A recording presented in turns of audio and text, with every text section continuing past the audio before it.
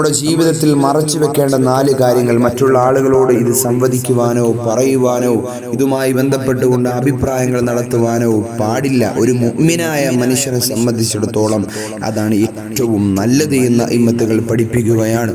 ഒന്നാമതായി പ്രിയമുള്ളവരെ, എന്തെങ്കിലും മുസീബത്ത് നമ്മുടെ ജീവിതത്തിലേക്ക് കടന്നു വന്നാൽ അത് അള്ളാഹിന്റെ ഖളാ ആണെന്നുള്ള വിചാരത്തോടുകൂടി, അള്ളാഹുവിന്റെ അപാരമാകുന്ന ഖളാ ആണെന്നുള്ള ചിന്തയോടുകൂടി അതിൽ ക്ഷമ അവലംബിക്കലാണ് ഏറ്റവും നല്ലത്. നിനക്ക് കടന്നു വരുന്ന മുസീബത്തുകള്, നിനക്ക് കടന്നു വരുന്ന ബുദ്ധിമുട്ടുകള്, നിനക്ക് കടന്നു വരുന്ന പ്രയാസങ്ങള് നീയുമായി ബന്ധപ്പെട്ട ആളുകളോട് പറഞ്ഞുകൊണ്ട് ആവലാതിയും വേവലാതിയിലും ജീവിതം കഴിക്കുന്നതിനേക്കാൾ നിനക്ക് ഏറ്റവും നല്ലത് അള്ളാഹുവിനോട് പറയലാണ്. മുസീബത്തുകൾ കടന്നു വന്നാൽ അള്ളാഹുവിന്റെ ഖളാ ആണല്ലോ എന്ന വിചാരത്തോടുകൂടി ക്ഷമിക്കലാണ് ഏറ്റവും നല്ലതെന്ന ഇമ്മത്തുകൾ പഠിപ്പിക്കുകയാണ്. രണ്ടാമതായി പഠിപ്പിക്കുന്നു, എന്തെങ്കിലും നീ സ്വതക്ക ചെയ്താൽ ഫഹുവ കത്തുമാൻ, അത് മറച്ചു വെക്കലാണല്ലോ നിനക്ക് ഏറ്റവും നല്ലത്. പാവപ്പെട്ടവനാകുന്ന ആളുകൾ നിന്റെ വീട്ടിന്റെ മുന്നാലെ കടന്നു വന്നുകൊണ്ട് ഒരു നേരത്തെ ഭക്ഷണം ചോദിക്കുമ്പോൾ നീ ഭക്ഷണം കൊടുക്കുന്നു, അവർക്ക് ആവശ്യമായ എല്ലാം കൊടുക്കുകയാണ്. എന്നിട്ട് നിന്റെ കൂട്ടുകാരൻ്റെ അടുക്കലേക്ക് കടന്നു പോയിക്കൊണ്ട്, നിന്റെ സഹധർമ്മിണിയുടെ അടുക്കലേക്ക് കടന്നു പോയിക്കൊണ്ട്, നീയുമായി ബന്ധപ്പെട്ട ആളുകളുടെ മുന്നിലേക്ക് കടന്നു പോയിക്കൊണ്ട് നീ കൊടുത്തതായ സ്വതക്ക എടുത്തു പറയൽ അത് അള്ളാഹിന് ഇഷ്ടമല്ലടോ. നീ പറഞ്ഞോ, അള്ളാഹിനോട് മാത്രം പറഞ്ഞോ, കബൂലാക്കാനുള്ള ദുആയായി പറഞ്ഞോ.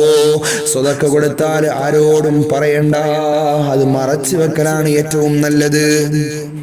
മൂന്നാമതായി അയിമ്മത്തുകൾ പഠിപ്പിക്കുന്നു, ദാരിദ്ര്യം നിനക്കില്ലായ്മ കടന്നു വരുന്നു, കഷ്ടപ്പാടുകൾ കടന്നു വരുന്നു, സാമ്പത്തികമാകുന്ന ബുദ്ധിമുട്ടുകൾ കടന്നു വരുന്നു, വീട്ടിൽ ഭക്ഷണമില്ലാത്ത സാഹചര്യം കടന്നു വരുന്നു, ബുദ്ധിമുട്ടിലാകുന്നതായ അവസ്ഥാവിശേഷങ്ങൾ കടന്നു വരുന്നു. നിനക്ക് തവക്കുലാക്കുവാനും പറയുവാനും ഏൽപ്പിക്കുവാനും ഏറ്റവും നല്ലവൻ അല്ലാഹു സുബ്ഹാനഹു വ തആല തന്നെയാണ്. വീട്ടിലുള്ള ഇല്ലായ്മകൾ നാട്ടിലിറങ്ങി പറയൽ ഇസ്സത്തിനും അഭിമാനത്തിനും ക്ഷതം സംഭവിപ്പിക്കുന്നതാണ്. നിന്റെ ഇല്ലായ്മകൾ അല്ലാഹുവിനോട് നീ തുറന്നു പറഞ്ഞോ, സൃഷ്ടികളോട് പറഞ്ഞുകൊണ്ട്, നിന്റെ കൂട്ടുകാരന്മാരോട് പറഞ്ഞുകൊണ്ട്, അവർക്കെല്ലാം കേൾക്കാൻ ആദ്യമൊക്കെ നല്ല സന്തോഷമായിരിക്കും, താല്പര്യമായിരിക്കും. പക്ഷേ ഒരു മാസം അവനത് കേൾക്കും, രണ്ടാമത്തെ മാസവും ചിലപ്പോൾ അവരത് കേൾക്കും, മൂന്നാമത്തെ മാസമാകുമ്പോ നിന്റെ ഇല്ലായ്മകൾ കേട്ട് അവസാനം ആ കൂട്ട് തന്നെ ഇല്ലായ്മയിലേക്ക് കടന്നു പോകുന്ന സാഹചര്യം കടന്നു വരാം. അതുകൊണ്ട് നമ്മുടെ ഇല്ലായ്മകളും വല്ലായ്മകളും കുറവുകളുമെല്ലാം അല്ലാഹു സുബ്ഹാനഹു വ തആലയിലേക്ക് മാത്രം പരിമിതപ്പെടട്ടെ.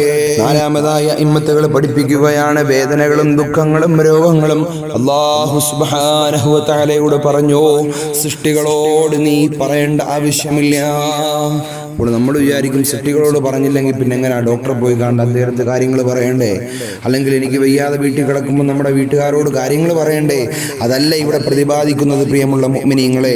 ഹോസ്പിറ്റലിൽ പോകണ്ടെന്നോ, ആശുപത്രി സന്ദർശിക്കണ്ടെന്നോ, അല്ലെങ്കിൽ കൂട്ടുകാരുമായി ഒന്നിച്ച് ശുശ്രൂഷയ്ക്ക് വേണ്ടി പോകണ്ടെന്നോ എന്നല്ല.